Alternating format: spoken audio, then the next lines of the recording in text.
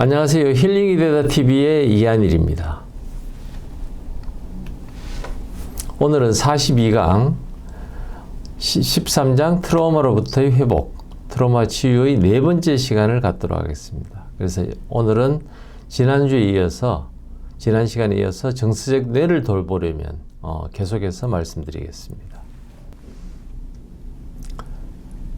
우리가 이제 13장에서는 도입부부터 회복에 대한 새로운 초점, 변연계 치료, 그리고 이제 정서적 뇌를 돌보려면을 지금 하고 있습니다. 그래서 정서적 뇌를 돌보려면은 이제 6가지 항목. 과도한 흥분을 잠재워라, 마음 챙김이 없으면 마음도 없다. 또 관계, 공동의 리듬과 동시성, 몸과 몸 닿기, 행동하기, 이런 6가지에 대해서 할 때 지난 시간에 2가지를 했었고, 오늘 사실은 4가지를 다 하려고 했는데 4가지를 하기 너무 양이 많아서 오늘도 2가지만 하고 다음에 또 2가지를 하도록 하겠습니다. 우리가 한 번에 많은 걸 하지 않는 게, 그리고 또 했던 걸 자꾸 반복하는 이유가, 이것이 그냥 뭐 지식을 쌓는 시간이 아니고 이걸 통해서 내 몸이 회복되는 시간을 가지려면 이러한 내용들이 내 몸에 이렇게 습관화가 돼야 되거든요.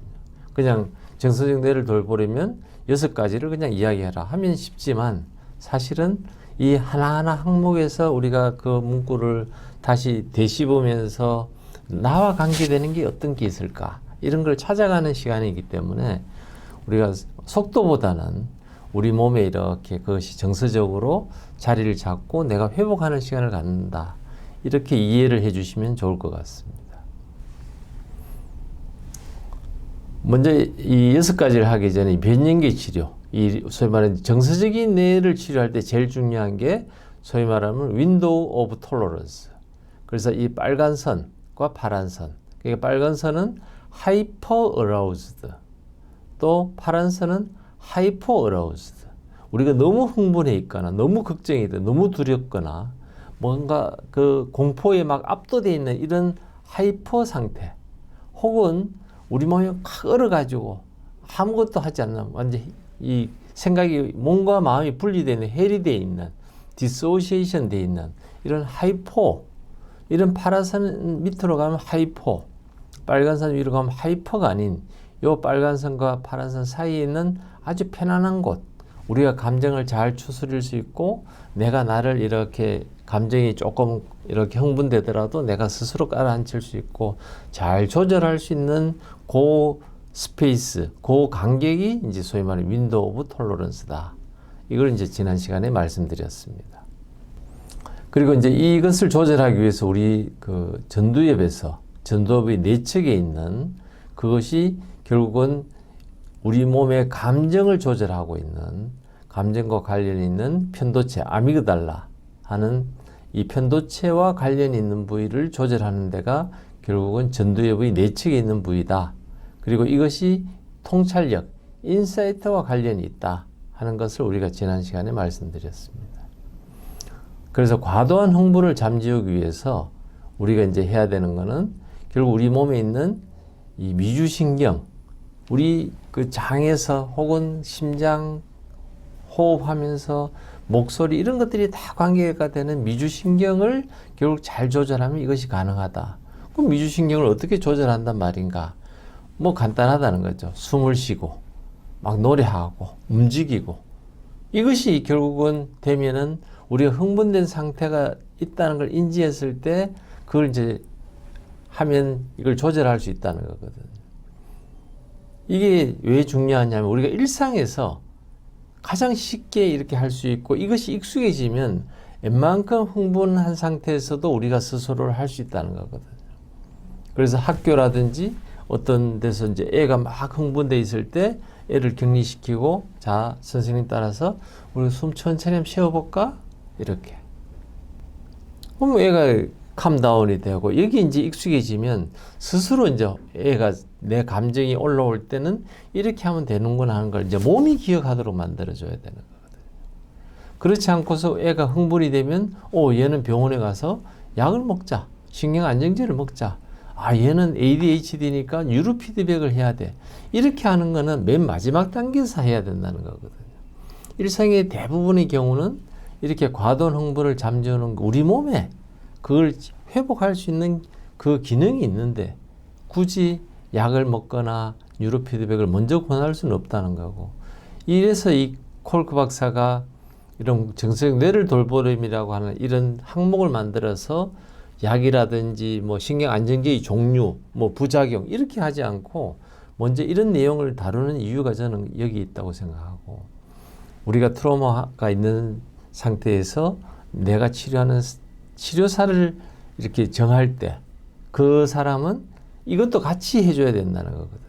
그래서 내가 정신과 의사를 만나든 심리 상담을 하든 할 때 이거는 뭐 안정제 좀 드세요, 이게 맨 먼저 나와야 될 게 아니고, 원래는 내가 그런 거 할 때는 숨을 깊이 들이쉬고 때로는 노래를 좀 하고 때로는 막 이렇게 율동을 하거나 막 이렇게 스포츠를 하거나 이렇게 해서 내가 과도한 흥분을 잠재우는 방법을 여러 가지를 이야기해 주고, 그래도 어려우면 우리가 약 먹는 것도 한번 고려해 보자, 혹은 뉴로피드백도 고려해 보자, 뭐 이렇게 이제 이야기가 진행이 돼야 바람직하다, 이렇게 이제 콜크 박사는 이야기하고 있고 저도 그렇게 생각을 하고 있습니다.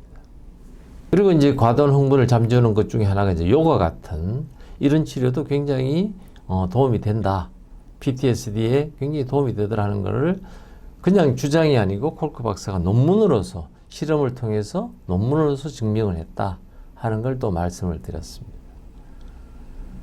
그래서 이 서구 사회는 먼저 약 같은 거, 그 다음에 막 이렇게 심리 그냥 정신 분석 같은 거, 혹은 이 면담 치료 이런 것들을 먼저 했다면, 동양에서는 이제 우리가 명상요법, 그 다음에 우리 움직이는 거, 리듬, 액션 이런 것들, 뭐 우리는 합기도 이런 거, 유도, 태권도, 주짓수 이런 운동이 그냥 너를 보호하기 위해서 하는 운동이다, 이렇게 알려져 왔다면, 이제 저도 이걸 보고 나서는 우리가 운동이라는 거는 태권도는 호흡법이다, 몸을 움직이지만 호흡을 하고 그 가운데 또 생각도 하고, 그러니까 이것이 트라우마에 있어서 굉장히 중요한 치료다.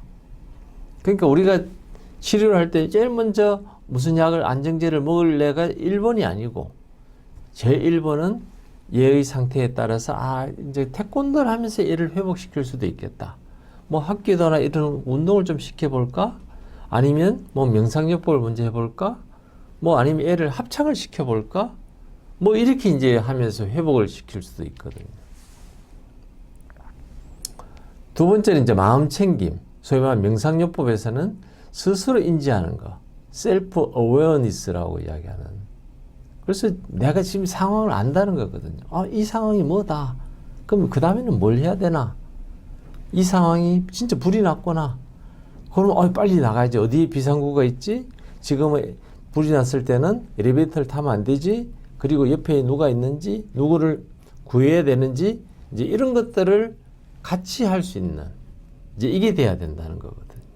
이 마음 챙김은 우리 몸에서 자율신경에서 소위 말하는 이제 교감신경, 그래서 우리가 막 흥분했을 때 막 달리기를 하거나 막 싸움을 하거나 이럴 때는 온몸이 막 집중하고 막 이렇게 심장도 팔짝팔짝 뛰고 이 근육도 이렇게 딱 싸움을 할 수 있는 준비가 되어 있는 이런 상태를 릴렉스를 시키는 거, 이걸 캄다운 시키는 게 이제 우리 마음 챙김이다. 그래서 눈을 감고 그런 음악을 들으면서 명상을 하면서 결국은 우리가 내 몸의 상태가 어떤지를 이해하는 것, 이게 이제 명상요법이다. 이걸 이제 지난 시간에 말씀드렸습니다. 오늘은 관계에 대해서 말씀드리겠습니다. 우리가 이제 이 관계는 트라우마에 대해서 연구를 하면 할수록 좋은 어떤 네트워크, 인적인 네트워크를 만들어주는 것, 가지는 것, 이것이 결국은 트라우마 환자에 대해서 가장 좋은 보호다. 우리가 생각해 보면, 우리가 만약에 어떤 패닉 상태, 두려운 상태에 있을 때 제일 좋은 거는 내 귀에 괜찮아, 아무것도 아니야, 이제 끝났어, 뭐 이런 목소리, 혹은 누가 옆에서 이렇게 나를 안아주면서 괜찮아, 걱정 안 해도 돼, 이랬을 때 우리가 이 트라우마 상태로부터 가장 빨리 이걸 벗어난다는 걸 우리가 알거든요. 그래서 이 상태는 애들뿐만이 아니고 어른들도 마찬가지거든. 근데 이 회복이 되는 단계에서 우리는 마음이 이제 안정이 됐어, 이러면 끝이지, 이렇게 생각하는데, 정말 더 깊은 레벨에서의 회복은 뭐냐면 마음과 몸과 그리고 내가 이제는 안전하구나, 이걸 확인할 수 있어야 되거든요. 그러면 뭐 마음은 우리가 이제 알겠는데, 내 마음이 이제 좀 편안해진 거구나, 이렇게 느끼는데, 몸이 편안해진다는 걸 어떻게 알지? 할 때 우리가 느끼는 게 이제 비세랄 레벨이라는 거는 장에서 우리가 뭔가 두렵고 불안하면은 장이 막 소화도 안 되고 막 장이 찢어질 것 같고 걱정이 되면 막 뭔가 이 장이 뭔가 때로는 설사도 하게 되고 안 편하거든. 근데 진짜 우리 몸이 편하게 되면 장도 편안하고, 실제로 우리가 일상에서 느끼는 변비라든지 설사의 많은 원인은 심리적인 원인이 많다. 이게 장이 못 견디는 거, 이게 장이 나는 아프다, 이걸 표현하는 거거든. 그랬을 때 우리가 이제 뇌도 정말 봐도 심리적으로 너무 편안하고 마음도 편안하고 몸도 편안한, 이게 되려면 결국은 이 네트워크 관계가 중요하다, 이제 이걸 이야기하고 있는 거거든요. 그래서 트라우마가 있을 때 우리는 이제 뭐 어떤 폭행을 당하거나 사고가 생기거나 이런 내가 트라우마로부터 회복됐을 때 제일 먼저 필요한 게 뭐냐면 내가 익숙한 사람들이 옆에 있어야 된다. 가족이 옆에 있고 그 얼굴을 보고 그 목소리를 듣고, 그리고 가족이 옆에서 이제 괜찮아, 이제 여기 좀 쉬어, 이제 뭐 좀 먹어, 여기서 좀 쉬어, 잠도 좀 자, 이럴 때 우리가 거기서 잠을 자면서 이제 회복할 수 있는 거거든. 소위 말해 우리가 이제 애착이라고 하는 것은 결국 애가 엄마의 목소리를 듣고, 엄마의 편안한 목소리를 듣고, 엄마의 편안한 얼굴을 보고, 엄마가 이야기할 때 젖도 먹고 엄마 보면서 잠을 잘 때 우리가 회복하는 것처럼, 우리가 이제 그런 관계가 트라우마에서 그래서 의미가 있는 거거든요. 좀 재밌는 예가 2차 대전 때 온 유럽이 이제 프랑스 뭐 모든 유럽이 사실은 이 나치 히틀러의 지배하에 있고 영국만이 유일하게 살아남아서 이제 독일하고 붙을 때, 런던은 뭐 이 독일 폭격기가 와서 맨날 이 폭탄을 투하하고 이런 런던 대공습이죠. 그러니까 런던에 막 그런 비행기들이 와서 폭탄을 떨어뜨릴 때 부모가 결정하는 거는 애들을 안전한 시골로 보내자. 그래, 애들을 이런 데 놔둘 수 없잖아요. 해서 애들만 보내는 사람들이 있었고, 뭐 형편이 안 되거나 어떤 이유인지 모르지만 부모와 애들이 그 전쟁에서 막 건물이 부서지고 사람들이 죽지만 그래도 너 나하고 같이 있자. 그래서 전쟁이 끝난 후에 보니까 시골에 안전한 데 보냈던 애들이 오히려 정서적으로 더 불안하더라. 그러니까 그 런던에서 폭탄이 막 떨어지고 죽을지 모르는 그 상황이지만 부모하고 같이 그 밤을 견딘 애들은 오히려 더 안정이 됐다는 거거든요. 상대적으로. 그러니까 우리 생각에는 애를 위해서 시골로 보내면 될 것 같지만 그 아이는 안전을 어디서 확인하느냐면 부모의 얼굴을 보면서 부모하고 같이 있으면서 부모의 목소리를 들으면서 본인의 안전을 확인하고 살았다는 것이 이제 증명이 되는 거거든요. 결국은 이 트라우마를 받은 사람들은 결국 관계가 있어야 회복이 된다. 그러니까 사랑하는 사람, 뭐 이제 소위 말 알코올릭 아노니머스 같은 거는 술 마시는 사람들끼리 모임을 가면 서로의 마음을 아니까 서로를 위로해 주거든요. 그리고 전쟁을 겪은 사람들은 그런 이 보훈 환자들이 모임들 그런 데 가면, 혹은 종교적인 커뮤니티 뭐 이런 데 가면 이제 서로가 이해를 해주면서 또 이렇게 육체적으로 또 정서적인 안정을 확인해 주는 이 관계가, 나로부터 내가 막 이렇게 어떤 수치심을 느낄 때, 막 이렇게 누군가 나를 막 이렇게 정죄하고 비난하고 이런 것으로부터 나를 지키려면 이런 관계가 내가 어떤 데 가서는 막 너는 안 돼, 너는 막 몹쓸 애야 이런 소리를 들었다 하더라도 여기서는 아니야, 너는 얼마나 일 잘하는데, 너는 얼마나 멋있는 애인데, 너 괜찮아, 너는 훌륭해, 너 최고야, 이런 이야기를 듣는다면 이게 이제 회복을 할 수 있는 이 바탕이 되거든요. 그래서 트로마에서 정서적으로 내가 안정이 되려면 관계가 굉장히 중요하다. 이걸 이제 반복해서 이렇게 이야기를 하고 있는 거거든요. 그래서 우리 뇌는 끊임없이 다른 사람들하고 어떤 조율을 하는데, 이 조율이 우리가 살아가는데, 회복되는데 굉장히 중요하거든요. 그러니까 우리가 어떤 교통사고라든지 막 제한이 있을 때 사실은 이 관계도 중요하지만은, 그때는 우리가 뭐 교통사고나 이럴 때는 일상의 관계에 문제가 없을 때, 진짜 문제는 뭐냐면 우리가 애들이 막 폭행을 당하거나 성추행을 당하거나 막 집에서 두드려 맞거나 이럴 때는 그 가족이 내가 의지해야 되는 가족인데 그로부터 트라우마를 받잖아요. 그럼 인간관계가 이제 만들어지지가 않는다는 거죠. 일반적인 재난은 내가 일상생활하다 교통사고가 났다. 그러나 가족이 있으면 그 PTSD라는 데서 회복할 수 있는 가족이 있으니까 도움이 되는데, 문제는 우리가 가정 내에서 생기는 아이들 학대, 뭐 성추행, 뭐 이런 것들은 내가 회복해야 되는 그 가족으로부터 그런 관계가 돼버리면 얘들이 회복은 어디서 일어나느냐. 이게 이제 사실은 가장 문제다.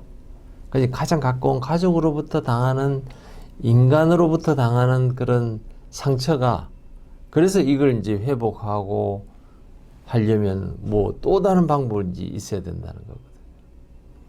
그래서 조금 제가 이런 이야기이긴 한데, 애가 성추행을 당해, 가족 내에서 근친상간의 뭐 아빠든 할아버지든 뭐 이런 것, 혹은 뭐 가족 내에서 뭐 누구한테 두드려 맞든 이랬을 때, 그럼 집에 안 가야 되잖아요. 근데 그냥 사회에서 마련해준 쉼터에 갈래, 또 집에 갈래 그러면 집을 택한다는 거를 그 이해를 해야 되거든요. 아니 집에 가면 너 또 성폭행 당할 건데 왜 집을 또 택하지? 할 때 그 정서적인 허기심, 허기가 진 거는 관계가 필요하거든요.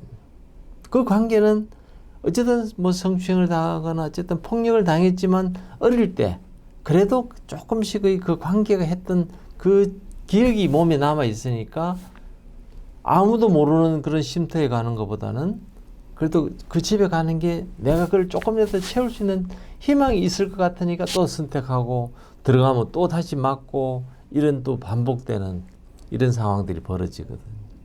그래서 우리가 일반적인, 이제 콜크 박사 나중에 그런 이야기를 계속 반복해서 하지만, 이 발달하면서 애가 커가면서 가정 내에서 당하는 거, 주위에서 당하는 그런 인간관계에 의한 트라우마는 어떤 재난이나 성인이 됐을 때 당하는 거하고는 다르다.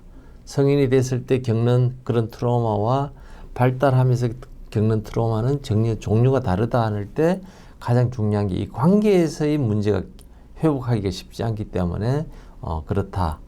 저는 이렇게 이해하고 있습니다. 그래서 만약에 이렇게 나를 막 이렇게 돌봐야 되는 사람들이 오히려 나를 고통스럽게 하고 나를 거부하고 이러면 이제 우리는 다른 방법으로 찾아야 되거든요. 그러니까 나는 관계를 통해서 내가 회복하고 해야 되는데, 내가 진짜 관계를 갖고 나를 이해해 줘야 되는 사람으로부터 오히려 거부를 당한다면 내가 할 수 있는 거는 이제 완전히 헬이 되는 거, 디소시에이션 되는 거. 그러니까 막 이렇게 완전히 이렇게 닫아버리는 거죠. 간격을 두고. 그 다음에 비인격화, 디퍼스널리제이션. 이게 내가 아니다, 이거는. 나는 이건 내가 아니야. 이건 나한테 일어난 일이 아니야. 뭐 디리얼리제이션이라고 하는 비현실화도 마찬가지죠. 이것이 실제 일어나는 일이 아니야. 아마 내가 꿈꾸고 있는 것 같아. 뭐 이런 느낌. 이렇게라도 하지 않으면 이 관계에서 발생하는 트라우마를 내가 견딜 수가 없는 거거든요. 그러니까 우리가 이제 이상한 모양으로 디소시에이션이라든지 그 비인격화, 비현실화의 형태로 해서 우리가 이걸 극복해내려고, 그래도 어떻게 하든 이걸 통해서라도 극복해야 내가 살 수 있거든요. 왜 이렇게 하느냐? 그 생명이 살려고 하면, 그 수치심으로부터 살려고 하면, 나를 보호하려고 하면 이렇게라도 해야 된다는 거거든요. 그래서 그걸 이제 견디기 위해서는 내가 해리도 되고 절망도 하고 이제 약물에 중독이 되고, 혹은 만성적으로 온몸이 그냥 계속 아픈데 원인은 뭐, 그래서 온몸이 아프다고 하는 사람들은 그래서 병원에 가서 뭐 CT나 MRI를 찍어 뭐 아무것도 없다. 뭐 이래 됐을 때 이제 사실은 사회적으로 내가 견디는 방법은 뭐냐면, 내가 이제 관계가 끊어지고 때로는 폭발하고 막 분노 조절 장애가 있는 사람들의 대부분 문제는 관계의 문제거든요. 내가 위로를 받아야 되는데 이 위로를 받지 못하고 그런 관계가 형성이 안 됐을 때 내가 유일하게 나한테 생기는 트라우마를 해결할 방법은 때로는 분노하고, 때로는 사람과의 관계를 끊고, 뭐 이런 식으로 이제 내가 살아간다는 거거든. 그래서 정말 이런 관계가 안 되면, 그 다음에 이제 분노로서 문제를 해결하게 되면 자꾸 악순환이 되고, 그래 되면 옆에서 보기에는 야, 얘는 답이 없네? 해결이 안 되네? 이제 이렇게 이야기를 하는 거거든. 그래서 우리가 사회에서 뭐 이렇게 문제 청소년을 보면서 우리는 이렇게 이야기하죠. 얘는 답 없는 애야. 그럼 어떻게 하죠? 그냥 소년원에 넣고 거기서 계속 있다 보면 얘는 범죄자로 키우게 되고, 범죄자로 나와서는 사회에서는 계속 그런 일을 하면서 교도소를 들락날락 하면서, 그래 봐, 얘는 원래 답이 없는 애였잖아. 근데 사실은 알고 보면 그 아이도 어릴 때는 관계가 본인을 이야기를 들어주고 케어해주고 괜찮아, 아무것도 아니야, 걱정 안 해도 돼, 이 이야기를 해주는 사람이 있었다면 과연 그렇게 됐을까? 우리가 이제 이걸 통해서 트라우마를 이해해야 되고 사회 현상을 이해해야 된다. 저는 이렇게 이야기하고 싶습니다. 그래서 이 우리가 트라우마로부터 회복은 어떤 일이 일어나는지를 아는 것만 갖고는 해결이 안 되거든. 그리고 이 정말 보이지 않는 뭐 데몬이라는 게 소위 말하는 악마, 뭐 마귀 이런 건데, 사실은 그런 느낌이 들거든요. 뭔가 설명 안 되는 거, 근데 고통스러운 거. 그래서 이제 어떤 11차 때 보면 이제 그 보스턴의 그 신부, 전직 신부가 아이들을 이제 성추행했던 이 이제 사건에 대해서 콜크 박사가 이제 정인으로 나섰던 그 케이스에 대해서 이야기하는데, 그때 만났던 사람은 매일 이제 짐을, 그러니까 체육관에 가서 막 근육을 키우는 거죠. 그리고 스테로이드를 먹으면서 근육을 막 키워가지고 내가 막 힘센, 누구든지 나를 건드리지 못할 만큼 막 이렇게 몸을 만들지만 실제로 인터뷰를 할 때는 정말 겁에 질린 애처럼 움직였다. 그러니까 내면은 겁에 질리는 거를, 나는 이런 어릴 때 이런 성추행을 당했기 때문에 어른에 대해서 겁이 나고 나를 지킬 수가 없기 때문에 그것을 숨기기 위해서 내가 체육관에 가서 막 근육을 키우고 그걸로도 부족하니까 스테로이드를 먹으면서 막 근육을 막 키워서 내가 좀 강한 사람처럼 보이게 하려고 했어요. 이렇게 이야기하지 않는다는 거죠. 본인도 모르죠. 왜냐하면 무의식에서 일어나기 때문에. 정말 내면 아주 깊숙이에는 뭐가 있느냐면 무기력함이 있다는 거예요. 그 무기력함을 감추기 위해서 어떻게 하느냐 하면 그냥 나는 운동 좀 해서 강하게 좀 보이면 좋겠어 라고 생각은 하는데, 실제로 그 생각의 밑바닥에는 뭐가 있느냐 하면 어릴 때 성추행 당했을 때 내가 약했기 때문에 나를 함부로 했는 것 같아. 그 신부가 나를 본인이 원하는 대로 마음대로 이렇게 성추행했는데 그것이 내가 너무 약하지 않았을까? 지금이라도 내가 근육을 키워야지. 이렇게 이제 나타난다는 거거든. 그러니까 관계, 가장 믿을 만한, 정말 부모님처럼 믿을 만한 신부가 나한테 그런 일을 했다는 거는 그러면 내가 믿을 사람이 없다는 거거든. 그래서 이제 관계가 깨어지는 그 상태를 내가 견디는 방법은 이런 식으로 이제 견디는 거거든. 이게 정상이라는 거죠, 사실은. 그래서 우리가 인간관계에서 만나고 또 막 서로가 이제 조율을 하면서 소위 말해 이제 밀당을 하는 거죠, 사실은. 우리가 막 하면서도 어디 식당을 갈 때도 뭘 먹을래? 나는 오늘 짬뽕이 좋겠어? 나는 된장찌개가 좋겠어? 아니야, 고기를 먹어야지. 이렇게 서로가 착착하게 밀당을 하면서 서로가 이렇게 살아가는, 이것이 정말 아이디어란, 그러니까 이 안정적인 이 생리적인 조절을 하면서 살아가는 원천인데, 이 친밀함이 때로는 다치는 거죠, 사실은. 상처를 받고 배신당하고 버림받는다. 그렇게 되면 이때 제일 중요한 게 수치심이거든요.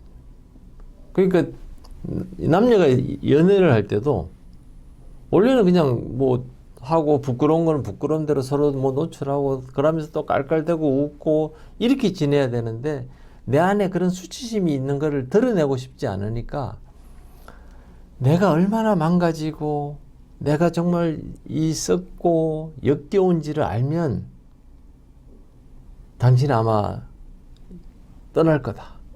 나를 버릴 거다. 이렇게 되거든요. 그러니까 상대는 전혀 그런 생각이 없는데 본인이 가지고 있는 낮은 자존감과 수치심이 이제 그런 표현을 하게 만드는 거죠, 사실은. 그래서 내 마음을 못 여는 거.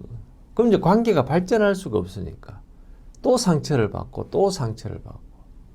그러니까 그것이 이제 좀 되면 그 다음에는 상처를 받기 전에, 그러니까 내가 상대방이 이제 나를 보고 이제 다시는 만나지 말자 이야기할 게 두려운 거죠. 왜냐하면 본인이 상대가 때로는 농담도 하기도 하고 하면 왜 그래, 무슨 농담을 한단 말이야, 나 그럼 안 했으면 좋겠어 하고 본인 의사를 표시하고, 그러면서 서로가 또 이 조율하면서 이렇게 연애라는 것이, 남녀 관계라는 것이 늘 잘 되는 건 아니니까 서로가 밀당을 하면서, 그것이 이제 어릴 때 엄마와 아이가 막 밀당을 하면서 배우는 이런 것이 결국은 나중에 성인이 돼서 남녀 관계를 만들어 갈 때도 그렇게 가야 되는데, 이게 이제 안 되다 보면 이 사람이 내가 이제 행동하는 것이 뭔가가 상대방을 하여금 편하지 않게 만들거든요, 자꾸. 그럼 상대는 결국은 이제 우리 그만 만나야 되겠다. 나는 당신 만나니까 너무 힘들어. 그러면서 이제 선을 자꾸 그으면서 인간관계에 자꾸 실패하잖아요. 그러면 다음에는 어떻게 하느냐면, 저 사람도 요번에 만난 이 사람도 꼭 나를 결국은 거절할 거다. 그러면 나는 어떻게 해야 되느냐. 이 사람이 나를 거절하기 전에 내가 그 사람을 상처 주고 끝내자. 안 돼. 우리는 안 맞아. 그 상대방은 난감한 거죠. 이제 이 사람하고 이제 좋은 느낌을 가지고 한번 이렇게 그런 데이트도 하고 관계를 가지려고 하는데, 먼저 선제적으로, 왜냐하면 그 전에 몇 번 그런 경험이 있다 보면, 근데 그 앞에 있던 경험들이 어떤 이유로 경험들이 있느냐 하면, 이게 관계에서 내가 안에 있는 수치심이 있으니까, 이 사람은 내 상태를 알면은 아마 나를 버릴 거야. 이게 있으니까 이제 올바른 관계가 안 만들어지거든. 그렇게 되면 내가 이런 것 때문에 몇 번 실패하게 되고, 그럼 결국은 내가 선제적으로 먼저 막 관계를 깨버리는. 그러니까 이런 트라우마 관계가 회복을 하는 데서도 관계가 중요하지만, 트라우마가 있으면 정상적인 관계도 안 만들어진다. 정상적인 관계가 안 된다. 그래서 남녀가 만나서 막 이렇게 데이트도 하고 하면서 나중에 이제 결혼도 하고 이래야 되는데, 실제로는 결혼에 이르지 못할 가능성도 많다. 이걸 이제 트라우마가 있는 사람이 알고, 사실은 내가 이 일상의 감각들이 회복이 되고 트라우마가 치유가 되면 이 관계도 같이 회복이 되는 거거든요. 이 관계는 결국은 이런 리커버리에 굉장히 중요하다. 이런 이제 관계가 이거 회복하는 것이. 그래서 이 내 안에 있던 막 그런 느낌들이 있거든요.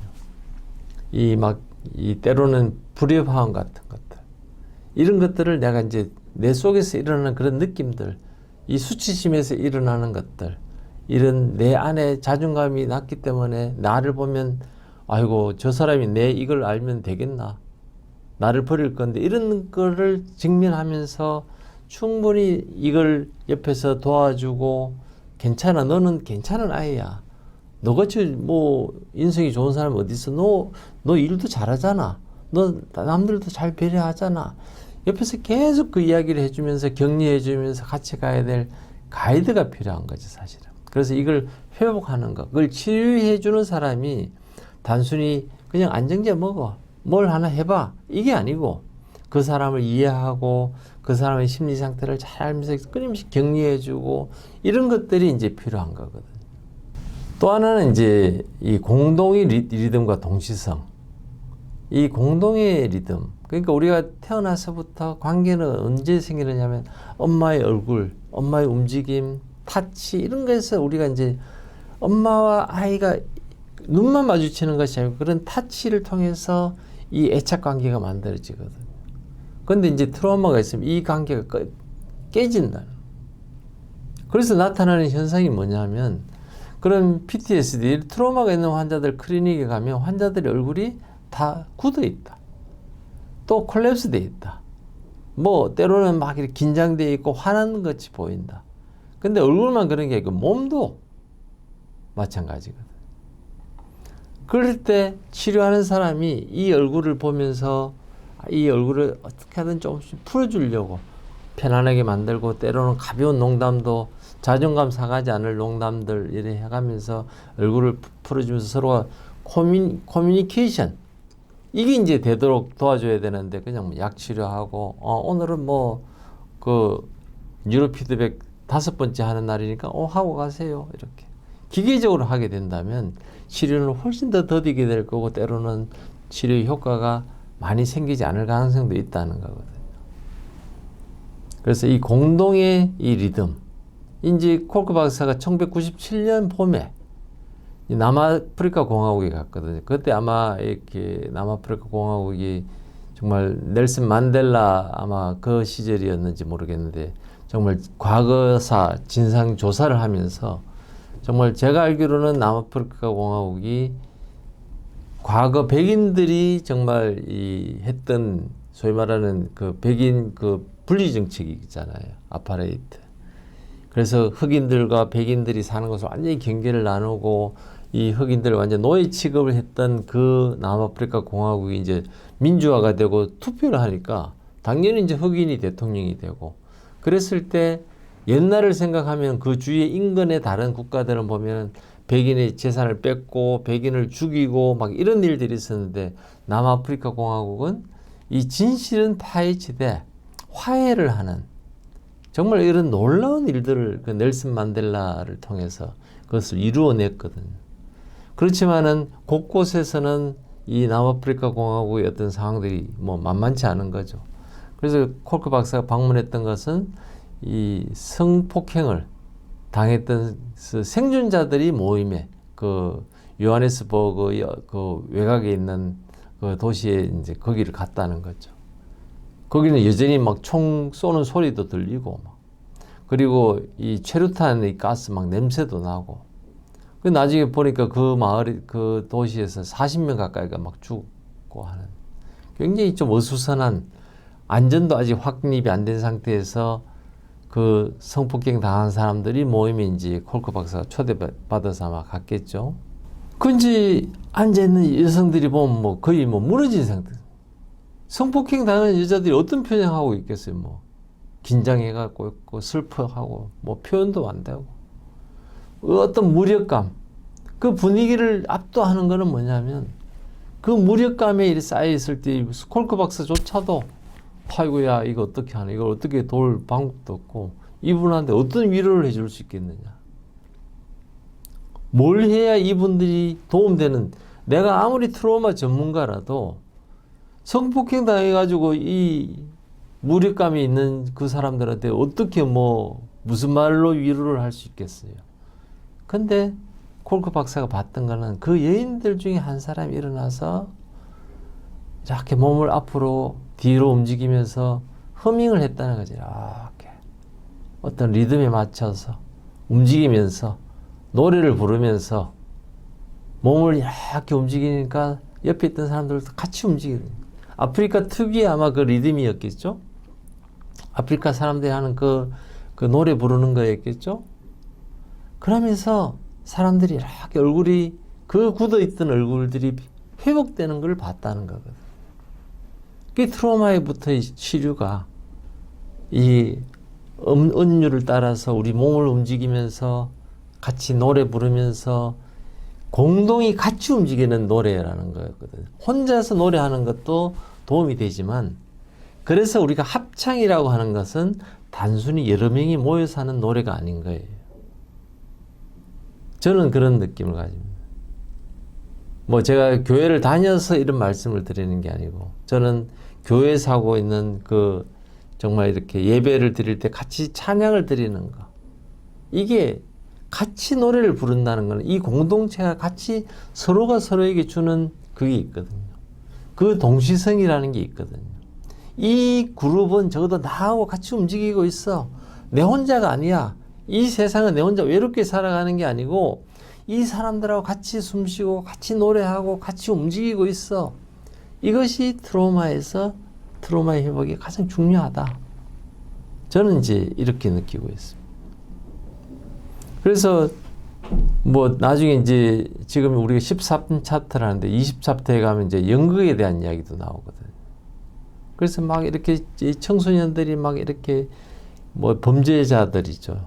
그리고 막 그런 이 포스트 키즈라는 게 이제 가정이 엮이는 가정이고 가정 내에서 돌봄을 못 받으니까 이제 어떤 다른 이제 그 건강한 가정으로 와서 키워지는 애들, 뭐 이런 애들이 사실은 부모를 떠나 있다는 거는 아까 말씀드린 것처럼 그 트라우마가 더 회복이 안 되고 더 심해질 가능성이 많아.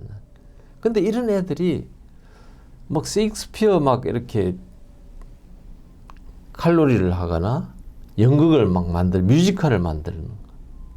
그럼 서로가 막 나는 뭐 대본 한번 써볼게, 나는 뭘 준비해볼게 하면서 서로가 이 공동으로 느끼는 움직임. 그러면서 이 뮤지컬이라는 게 우리가 같이 노래 부르고 막 이렇게 하는 거.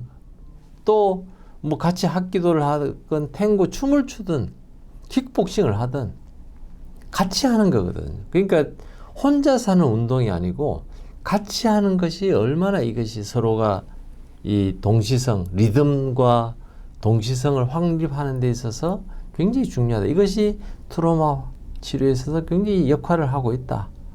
이제 그런 이야기거든요. 나중에 이제 강론에 들어가면 이런 이제 뭐 연극 치료라든지 뭐 뮤지컬, 뭐 같이 합창하는 거 이런 것들에 대한 이야기도 나오겠지만 결국은 핵심은 뭐냐, 공동이 움직이는 혼자가 아니고 이 관계를 가지면서 움직일 때 트라우마가 회복이 된다.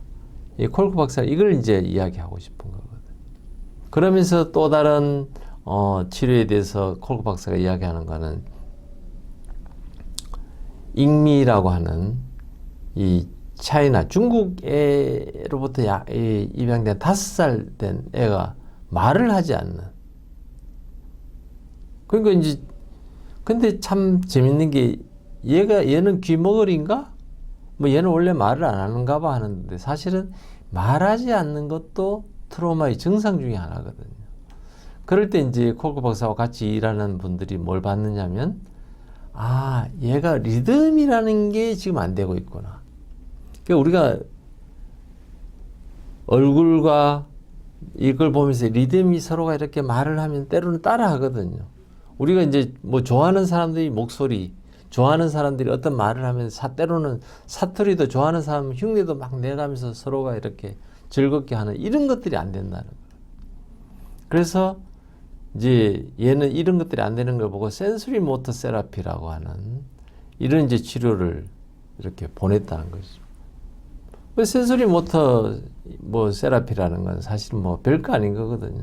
인도와 풀에다가 막 이래 우리 그런 볼 같은 거 해서 막 애가 거기 뛰어놀아도 막 다치지 않고 뭐 이 수영도 하듯이 뭐 그런 감각을 회복시키면서 같이 막 이렇게 또래와 같이 놀면서 그렇게 되면서 이 혼자가 아니고 공동이 움직이는 그 그룹에 이렇게 들어갔을 때 애가 6주 후에 말하기 시작했다. 그게 말이라는 거는 결국은 내가 리듬을 타면서 상대가 있고 상대의 눈과 마주치면서 뭔가 이렇게 하나하나 할 때 이게 터져 나오는 거거든요. 그게 이제 그런 상황에 얘가 있지 않았을 때, 아이고, 얘는 원래 말이 안 되는가 봐. 청력은 괜찮은데 말이 안 되네? 아마 뭐 뇌에 무슨 장애가 있는가 보다. MRI 찍으면 답이 나올까요? 안 나오죠. 얘는 이런 드라마틱한 걸 보면서 드라마틱하게 좋아지는 걸 보면서 콜크 박사가 정말 트로마의 치료에는 정말 다양한 방법이 개발돼야 되는구나. 그래서 이제 여기 나오는 그런 소위 말하는 센소리 모터 세라피라고 하는 것들이 이제 치료의 하나로 자리 잡고 지금 하는 곳에서 이제 이걸 하고 있거든요. 그래서 부모와 뭐 애들이 같이 놀면서 그런 느낌을 갖도록 하는 거. 뭐 스마트라고 이야기하는 것은 소위 말하는 센소리 모터, 감각과 모터, 운동 신경과 이 감각이 같이 움직이는, 그러니까 같이 뭐 어울려서 논다는 거거든요. 단지 그런 것들을 좀 잘 느낄 수 있도록 뭐 이런 장비라든지 이런 것들이 있어서 그렇지. 그래서 이제 이름을 그냥 스마트라고 지어서 그런데 센소리 모터 어라우절 레귤레이션 트리트먼트. 그게 감각과 운동 신경이 이제 막 이렇게 활발하게 되면서 또 이걸 조절할 수 있는 그런 이제 프로그램인데, 뭐 아까 말씀드린 것처럼 그런데 공놀이를 하면서 서로가 주고받으면서 또 이 즐거우면서 막 장난하듯이 놀이하듯이 이제 이런 것들이 이제 이런 사이트에 들어가면 이제 그런 여러 가지 다양한 놀이들이 있거든요. 그 애들이 막 놀면서 또 이렇게 막 호기심을 느낄 수 있도록 하면서 하면 이제 어느 순간에 되면 이런 트라우마가 해결이 되는. 그러니까 트라우마라는 것은 단순히 약으로 해결해야 되겠다 이런 이제 생각에서 우리가 벗어나야 된다는 거거든요. 여기 보면 이제 스마트의 어떤 뭐 인터넷에서 제가 찾아보니까 뭐 애를 보고 이제 이런 발판에서 이렇게 감각으로 균형을 잡도록 해주면서 같이 뭐 이렇게 부모가 있으면 부모 나도 한번 해보고 너도 한번 해보고 하면서 같이 노는 거거든요. 그러면서 서로가 목소리로 대화를 하면서 또 감각을 느껴가면서 이렇게 했을 때 결국은 트라우마가 해결이 된다. 이제 이런 이야기입니다. 그래서 공동의 리듬과 동시성, 우리가 주고받는 거. 제가 트라우마 환자를 이렇게 트라우마의 상태가 심한지 안 심한지를 보면 이런 싱크로니가 안 될 때가 되게 많거든요. 일상에서 제가 이렇게 누구한테 문자를 보냅니다. 이렇게. 혹시 식사를 하셨어요? 이런 물어보면 식사를 했다 이게 아니고 나는 오늘 너무 바빴어요. 그러니까 이게 서로가 대화를 주고받는 게 어려운 거거든요. 그럴 때 제가 옛날에는 이 사람은 왜 뚱딴지 같은 소리를 하지? 이랬는데 요즘에는 이분이 트라우마 상태가 아직 회복이 덜 됐구나. 뭐 이렇게 느끼는 것처럼 우리가 공동의 리듬이라고 하는 거, 그 다음에 동시성을 느낀다는 것이 얼마나 중요한지, 이것이 트라우마 치료에 중요한지를 우리가 알고 일상에서도 이런 것들을 사실 끊임없이 찾아본다면 주위에 생각보다 트라우마 환자가 많다는 것을 알 수 있습니다. 이제 다음 시간에는 정서적 뇌를 돌보려면 6가지 중에 마지막 2가지에 대해서 우리가 하는 그런 시간을 갖도록 하겠습니다. 시청해 주셔서 고맙습니다.